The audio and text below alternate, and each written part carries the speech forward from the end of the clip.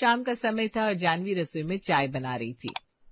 वाह वाह वाह, एक तो ठंडी का मौसम, ऊपर से ये गरम गरम इलायची अदरक वाली चाय की खुशबू। आहा, मजा ही आ गया। मम्मी जी तो ये चाय पीकर एकदम खुश हो जाएंगी। जानवी चाय बनाकर अपनी सास के कमरे में ले जाती है तो उसके होश ही उड़ जाते हैं। कविता बैठकर 5 किलो मटर छील रही थी। मम्मी जी, ये आप क्या कर रही हैं? इतनी मटर, इसका क्या होगा? अरे बहुरिया, मटर का सीजन है तो मटर तो खाएंगे ना। हमने सोचा समय काहे बर्बाद करें। अभी रात में मटर पनीर बन जाएगी, कल सवेरे नाश्ते में मटर की कचौड़ी, और फिर दोपहर तक अगर मटर बच गए तो तहरी बना लेना, बढ़िया मटर भरी। जानवी मन ही मन सोचती है, बाप रे, इतना मटर देखकर तो मुझे चक्कर आ रहा है। गजब है मम्मी जी, इतनी मटर छीलकर थक भी नहीं रही। ये तो पक्की मटर पगलू है। अरे बहुरिया, खड़े खड़े क्या सोच रही हो? चाय यहाँ रखो और जाओ मटर पनीर बनाने की तैयारी करो। सर्दियों की ठंडी सुबह थी और अभी अभी जानवी का 7 बजे वाला अलार्म बजा था। विष्णु जानवी से रजाई के अंदर घुसे ही कहता है, जानवी, ये 7 बज गए। आज तो बहुत प्यारी ठंड की सुबह है। खिड़की के बाहर देखो कैसा कोहरा नजर आ रहा है। ऐसे में कमी है तो बस चटाकेदार नाश्ते की। अच्छा तो बताइए क्या खाएंगे आप? मैं आपकी ये कमी भी अभी पूरी कर देती हूँ। अरे जानवी, कुछ बढ़िया सा बना दो, जैसे कि गर्मा गर्म मसालेदार कचौड़ियाँ और एकदम चटाकेदार चाय। जिस तरह से आपने कचौरी और चाय के बारे में बोला ना, मेरा भी खाने का मन कर गया। अभी बनाकर सबको खिलाती हूँ। जानवी उठकर जल्दी से नहा लेती है और नाश्ता बनाने चली जाती है, लेकिन जैसे ही वो रसोई में पहुंचती है उसकी सास वहां पहले से खड़ी थी। उठ गई जानवी? आज जरा देर कर दी तूने उठने में, है?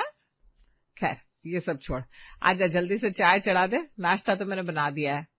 जैसे ही जानवी ने ये सुना वो घबरा गई। जानवी ने डस्टबिन की तरफ देखा तो उसमें मटर के ढेर सारे छिलके पड़े हुए थे। क्या नाश्ता आपने बना दिया?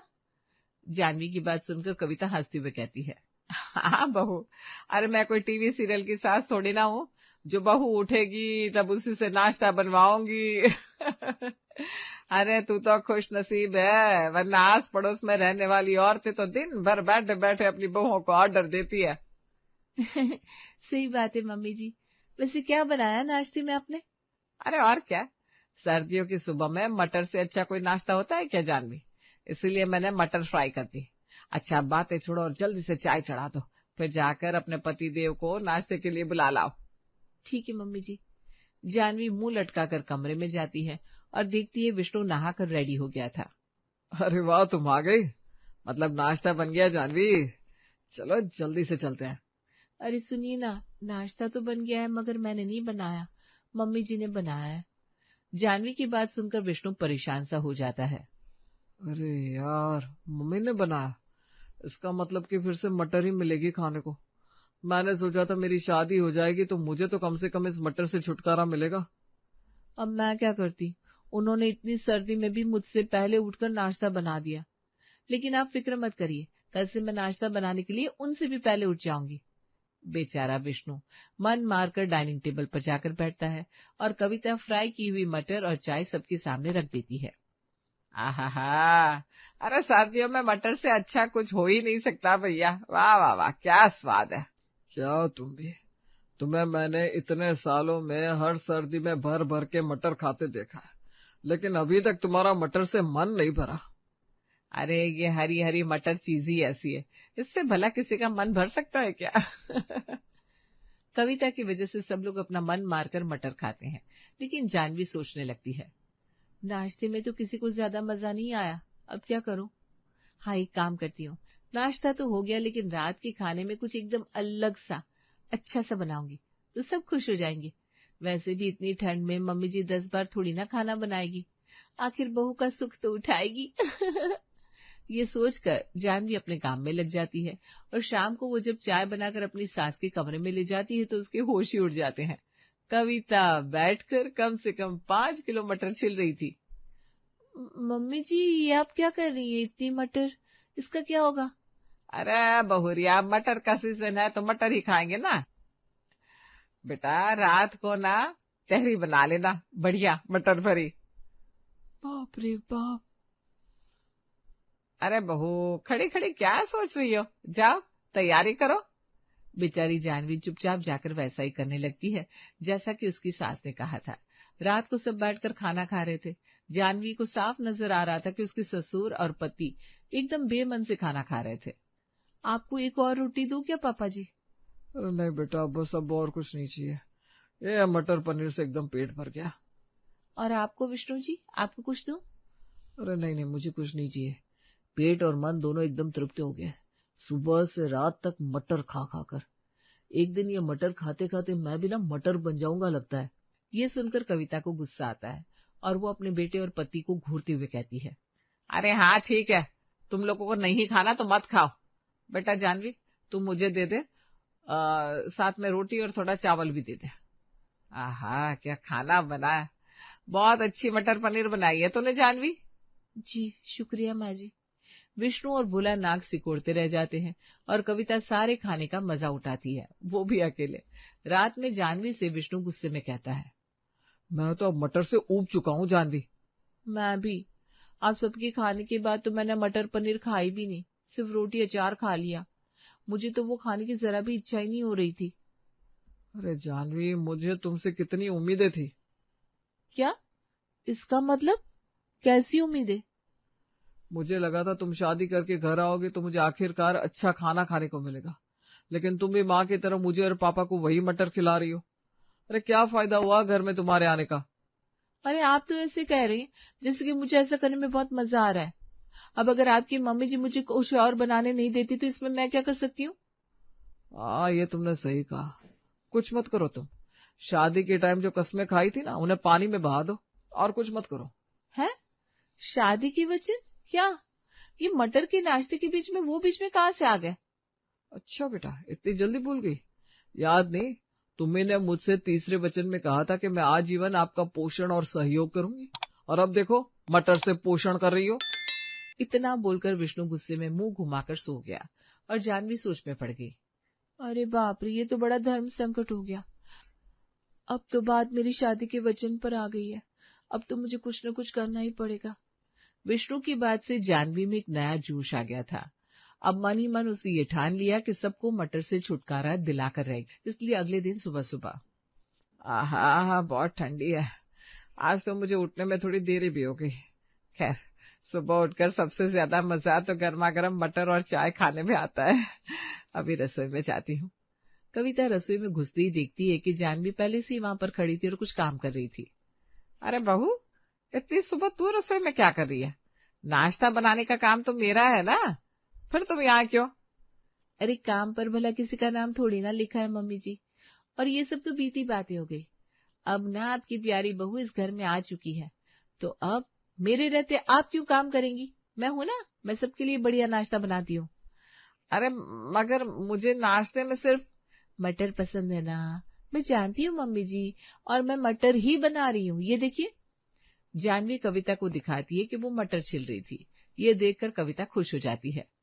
अरे वाह, मेरी बहू तो बहुत समझदार है भाई। ठीक है बनाओ बेटा, बड़ी भूख लग रही है। कविता खुशी खुशी रसोई से बाहर चली जाती है। अब आएगा मजा। जानवी गुनगुनाते हुए रसोई बनाने लगती है। थोड़ी देर बाद जब वो डाइनिंग टेबल पर नाश्ता लाकर रखती है तो सब चौंक जाते हैं। वाह वाह, क्या खुशबू है। आज तो तुमने नाश्ते में मेरी मनपसंद आलू प्याज की पकौड़ियां बना दी जानवी। हाँ बहू, कितने समय बाद बिना मटर वाला नाश्ता देखकर दिल खुश हो गया। बाप बेटे तो दोनों खुश थे, लेकिन जब तीनों कविता की तरफ देखते हैं तो चुप हो जाते हैं। बिना मटर वाला नाश्ता देखकर कविता का चेहरा एकदम से उतर गया था। ये सब क्या है बहू? तुम तो मटर छिल रही थी ना, तो नाश्ते में मटर क्यों नहीं है? वो माफ कीजिएगा माँ जी, दरअसल मैं बना तो मटर ही रही थी, मगर बनाते बनाते वो थोड़ा जल गई, तो मैंने सबके लिए फटाफट ये आलू प्याज की पकौड़ियां बना दी। और देखिए ना, साथ में हरी चटनी भी है। मुझे नहीं खाना, ये खाना तुम ही खाओ। जब मैंने कह दिया था कि सर्दियों में घर में सिर्फ मटर ही बनेगी, मतलब मटर ही बनेगी, नहीं आता तो मुझे बनाने देती। फालतू में रसोई में हाथ पैर चलाने की क्या जरूरत थी? कविता की ऐसी बात सुनकर जानवी एकदम सन्न रह जाती है। अब वो समझ गई थी कि उसकी सास कविता मटर को लेकर कुछ ज्यादा ही सीरियस थी। कविता गुस्से में उठकर अपने कमरे में जाने लगती है, मगर जानवी उसे रोक लेती है। रुक जाइए माँ जी, अभी गलती हो गई, दोबारा नहीं होगी, पक्का। मैं सिर्फ मटर का ही नाश्ता बनाऊंगी, बस अभी नाश्ते की टेबल से ऐसे उठकर मत जाइए। हाँ कविता, आप जो बनाए वो खा लो ना। बच्चों की तरह मुंह फुलाकर जाने से क्या होगा, और फिर बाद में तुम्हारी पसंद का बन जाएगा ना। हाँ माँ, जानवी से गलती हो गई, वो मटर जल गई ना, इसलिए। अब जो बनाए वो खा लीजिए ना माँ। किसी तरह सब मिलकर कविता को नाश्ता करवा देते हैं, लेकिन इस पूरे किस्से में सबका मूड खराब हो गया था और जानवी अच्छे से समझ गई थी कि उसका ये प्लान बुरी तरह फेल हो गया है।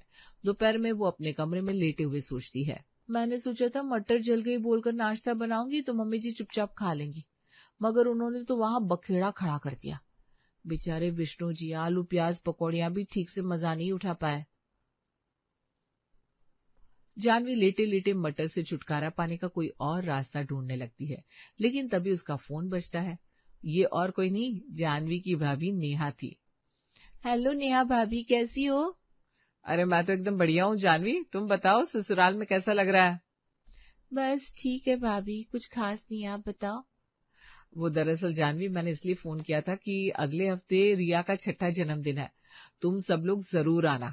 रिया तुम्हें बहुत याद करती है। अरे हाँ हाँ, हम जरूर आएंगे, आप बिल्कुल चिंता मत करो। मुझे भी रिया की बड़ी याद आ रही थी। जब मेरी शादी नहीं हुई थी तो उसे मैं अपने हाथों से कितनी सारी चीजें बनाकर खिलाती थी। अब जब आऊंगी ना तो फिर से उसका फेवरेट पास्ता बनाऊंगी।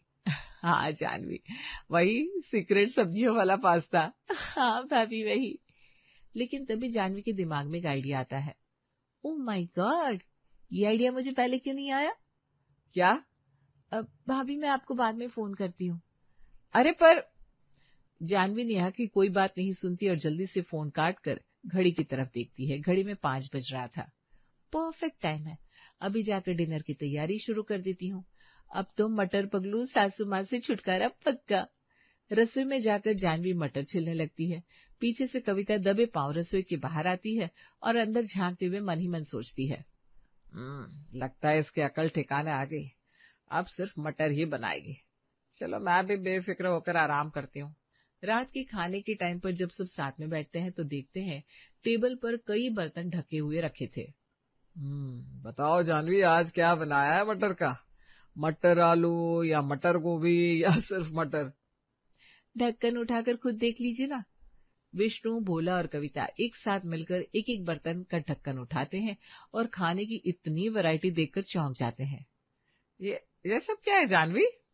अरे माँ जी, ये है मटर रेड सॉस पास्ता, ये है आलू मटर मसालेदार कटलेट, और ये है मटर वाला स्पेशल डोसा। सफेद झूठ बोलना बंद कर जानवी, मुझे तो इस सब में मटर कहीं नहीं दिख रही। तू मुझे बेवकूफ बना रही है क्या बहू? खाने की खुशबू इतनी अच्छी थी कि विष्णु से रहा नहीं जाता और वो जल्दी से डोसा और कटलेट खाकर कहता है, वाह वाह, मटर सिर्फ दिखाई नहीं दी, इसमें मटर का टेस्ट भी नहीं आ रहा है। तुमने तो कमाल कर दिया जानवी। यानी कि तुमने मुझे सचमुच बेवकूफ बनाया जानवी, इसमें पक्का मटर है ही नहीं। अब बस बहुत हो गया, मैं नहीं खाना खाने वाली। कविता खड़ी हो जाती है, लेकिन जानवी उसे रोकते हुए कहती है, अरे रुकिए तो माँ जी, मैं सच कहती हूँ, ये सब मटर से ही बना है। ये पास्ता, इसके सॉस में मैंने मटर ग्राइंड करके डाली है, और ये कटलेट भी मटर के पेस्ट से ही बना है, और ये डोसे की फिलिंग भी आलू मटर से ही बनी है। अब तो कविता के पास कोई जवाब नहीं था। अरे कविता, बहस मत करो, बहू ने बहुत ही बढ़िया खाना बनाया है, चुपचाप खा लो, तुम्हें भी बहुत स्वाद लगेगा। हाँ माँ जी, जरा ये गर्मा गर्म डोसा खाकर तो देखिए, और ये रेड सॉस पास्ता भी, और ये कटलेट तो एकदम गरम और मसालेदार है। कविता खाना खाती है और उसे भी खाना अच्छा लगता है। मटर भी थी तो अब वो शिकायत नहीं करती। अगले दिन सुबह सुबह नाश्ते में भी जानवी सबके लिए चीज और मटर वाले पराठे बनाती है। वाह जानवी, क्या चीज़ी मटर का पराठा है, इसे खाकर मजा आ गया भाई। तो लीजिए और खाइए, कम से कम 5 पराठे तो खा ही लीजिए, और पापा जी लीजिए, आप भी लीजिए। जानवी सबको नाश्ता खिला देती है और जब विष्णु जाने लगता है तो जानवी भागते हुए बाहर आती है और उसके हाथ में टिफिन थमा देती है। ये लो जी, इसमें आपके लिए स्पेशल मटर चीज नगेट्स है। अब तो आप बस देखते जाओ, आपको 10 तरह के अलग अलग मटर वाले पकवान नहीं बनाकर खिलाए ना तो मेरा नाम जानवी नहीं। आखिरकार तुमने अपनी शादी का वचन पूरा कर ही लिया जानवी।